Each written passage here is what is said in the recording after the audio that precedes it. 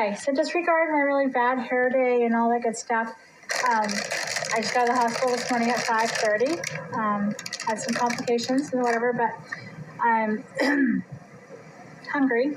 So I'm going to make a easy, cheap version of a cabbage soup.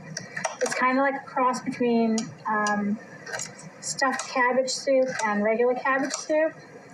But it's my version because I don't necessarily like everything they like. So what I've done is I've actually started with a pound of ground chicken, and I've added some white balsamic vinaigrette, some oregano, and little celery seeds, and Himalayan salt, and about half an onion because I'm making a smaller bowl than usual, so I wouldn't use a whole onion. If you're making a big pile of it, you might want more onion. I'm not a big onion person either, so that's the other reason why I'm only using half an onion. And now I'm getting ready to put in some sweet peppers. I like the yellow and red just because it's colorful. No other reason, but I like them. So, putting those in. It's going to simmer on low for a little bit. Once I get these all cut up, I am going to peel me some carrots, dice those up, and then we will continue. No point you watching me do all this by hand. I'm very meticulous about the size of my things. I want them to be very copacetic, same size, kind of the same shape, and I like them cut up small because I'm not a big fan of the texture of peppers and onions. So I'll check back in a little bit. Okay, I've peeled 4 small carrots. I'm dicing them up now. Slicing them, dicing them, whatever you want to call it. And we're going to put those in. Obviously, I already have the ground chicken ground up with some oregano and a little bit of rosemary and just a dash of nutmeg. I also used about 3 tablespoons total of the white balsamic vinaigrette.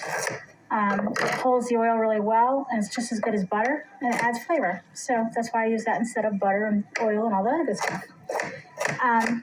This is sort of like a stuffed cabbage soup, but we're going to leave out the rice and stuff for the fact that I'm trying to not have a ton of carbs.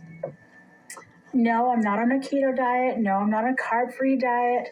I'm just trying to watch my carbs because I am diabetic, and carbs, starchy carbs especially, raises the blood sugar. So, those of you that are diabetic, watch your carbs.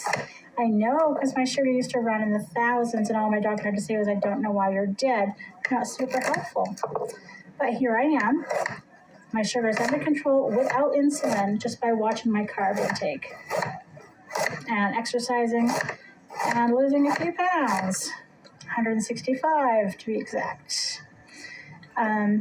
Still going to the gym. I still like to exercise, but sometimes I don't get a chance to, so I have to make sure I watch my carbs, eat healthy, and go from there. So, just a tip for all of my diabetic friends out there. Okay, so I added the 4 carrots, and to me, it's just enough. Clearly, you can add more or less to your taste. And I have a small cabbage seed, just about the size of my hand. That's about all I'm going to put in there for cabbage. Again, this is a small batch. If you're making a bigger batch, you're going to need more than this little softball cabbage. You probably would want a bigger size, or at least 2 of these. I'm going to put in some chicken base, about 3 tablespoons of that, and about a quarter of a cup of white wine, and let that simmer in that first. And then I'm going to add some water and diced tomatoes. So I'll update you as we go.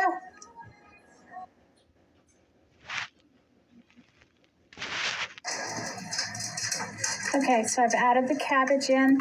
I'm getting ready to add in some petite diced tomatoes with olive oil and garlic. You see that good? And then a regular can of diced tomatoes as well. And we're putting in some garlic, minced garlic, about a tablespoon of that. This soup is going to have lots of flavor. Okay, cabbage is in, garlic is in, chicken base is in, white wine is in, and I've added 2 cans of water to it. I used my tomato cans to fill those so I could measure it. And then I just added a handful of fresh chopped parsley. a touch more of Himalayan salt, and we're going to put it in the oven for 3 or 4 hours until I'm ready to eat, because I just want to absorb all those flavors, and baking it makes the flavors rock. So there you have it, Rachelle's version of stuffed cabbage soup.